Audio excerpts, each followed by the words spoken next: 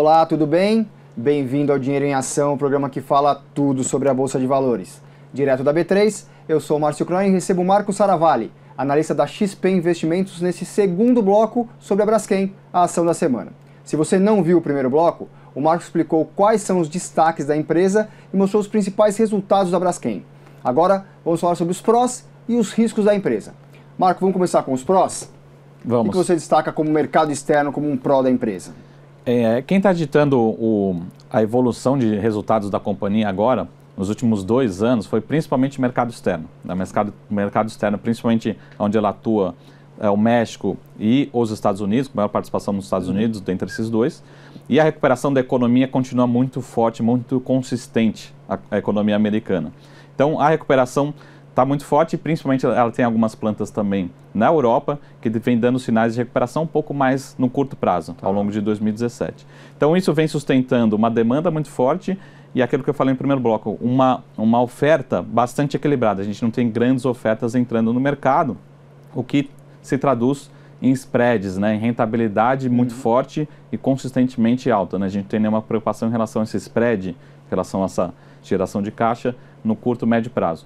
Então a demanda, inclusive, vem dando sinais, né, de que nos últimos 10 anos o mundo inteiro está crescendo de uma forma coordenada. Né? Então não é só Estados Unidos, Europa, Japão, toda a Ásia vem crescendo de uma forma coordenada. Isso tudo leva a crer que a demanda por resinas, né, por insumos para a indústria plástica, deve continuar muito forte por um longo período de tempo.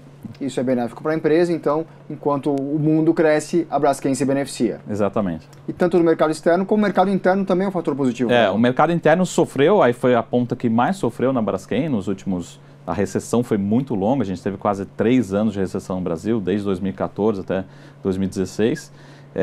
E a gente já começa a ver alguns sinais de recuperação. Né? São sinais fortes? Não, mas a sinalização, a notícia boa é que é um sinal consistente. Né? Então, a gente já viu a venda e a produção de veículos também, mês a mês, dando sinais de recuperações, né? De recuperação. Isso é muito bom. A gente tem, por exemplo, construção civil, não vai ser um setor que vai se recuperar ou tão forte ou tão cedo. Provavelmente vai ser um pouco mais lento ao longo do ano de 2018, 2019, mas também já tem alguns sinais positivos. Né? As empresas estão entregando as suas prévias operacionais, tem sinais positivos vindo daí. Então o mercado interno realmente sofreu muito, mas também deve contribuir positivamente para o desempenho da companhia daqui para frente. Então, melhor do que uma recuperação rápida, uma recuperação consistente do mercado interno que faz a Braskem continuar trabalhando bastante, né? E aí, como um terceiro fator pró aqui, troca de parte dos acionistas. A gente tem, quando a gente fala em avaliação, né, apesar da ação ter se valorizado, né, se a gente mede pela geração de caixa, né, a gente vê um papel cada vez mais barato. Desde 2015, 2016, principalmente 2014, 15, 16, o papel sendo considerado mais barato. Né? Não necessariamente pelo preço, mas em relação à geração de caixa que ela vem apresentando. Né? E a grande percepção do mercado aqui foi a percepção de risco desse papel. Né? Preocupações em relação ao envolvimento dos controladores em operação lava-jato, investigações. Então o mercado sempre foi colocando o que a gente chama esse prêmio de risco. Né? No movimento, a própria Petrobras já anunciou o interesse em desinvestir esse ativo, pode ocorrer ou uma mudança da Petrobras ou até uma mudança total do bloco de controle. Né? Essa mudança total, não existe sinalização, mas por parte da Petro, ela já sinalizou que tem interesse em desinvestir. Então seria para a gente um catalisador para esse papel reduzir esse desconto, que é muito grande em relação aos seus pares. Né? Não faz sentido nenhum se não for a percepção de risco. Quais seriam os pares dela para o investidor entender?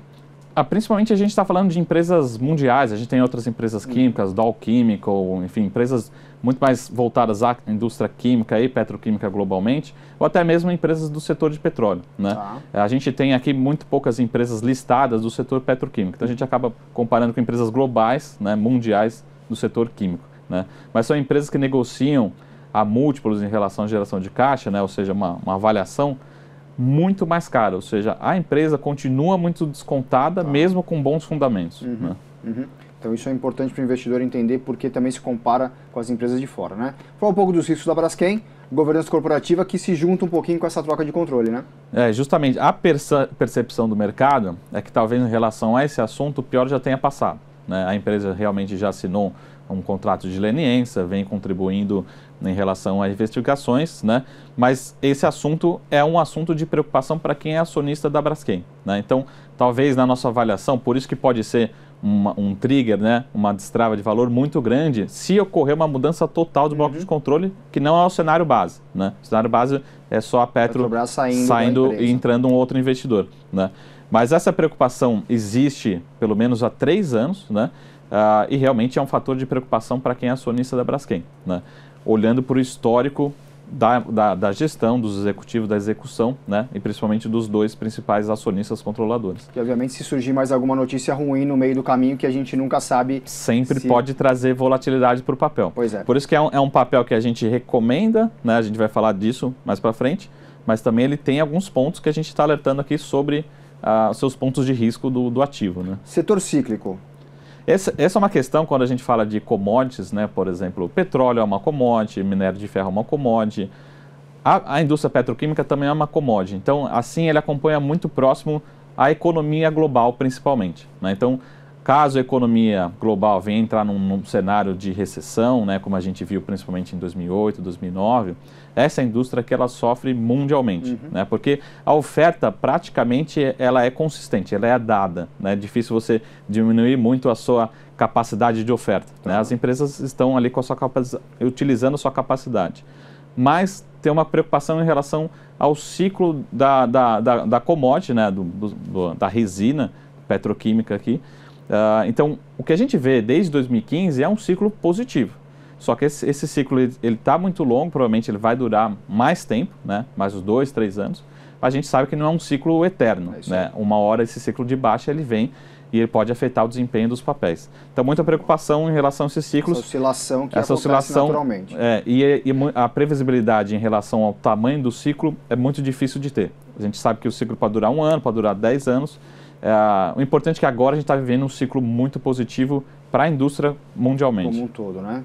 Perfeito. Aí, como último fator de risco, o fornecimento de insumo. A gente tem 2 principais fatores de risco, né? Quando a gente fala de Brasil, o principal fornecedor de insumo aqui no Brasil, praticamente até a nossa indústria petroquímica foi toda montada, né, construída muito próxima das refinarias, né, do distribuidor desse insumo, e o grande fornecedor no Brasil é a Petrobras, né? A gente está praticamente concentrado em um único fornecedor, assim como acontece em outras plantas lá no México também tem uma concentração de um único fornecedor. Isso globalmente acontece. Então você tem um risco de contrato, risco de concentração, risco de você ter uma distribuição acontecendo, alguma parada não programada. Então esse é um risco natural do setor como um todo, principalmente no Brasil. No Brasil, a nossa indústria petroquímica foi construída de uma forma para ter essa exclusividade no fornecimento do insumo para a indústria petroquímica. É um risco muito grande, mas historicamente também nunca aconteceu nenhum fator, mas traz preocupação. É o que o investidor tem que ficar atento. 3 prós e 3 riscos. Este foi o Dinheiro em Ação de 26 de outubro de 2017. No último bloco, o Marco vai dar a sua recomendação sobre a ação. Comprar ou vender? Até lá!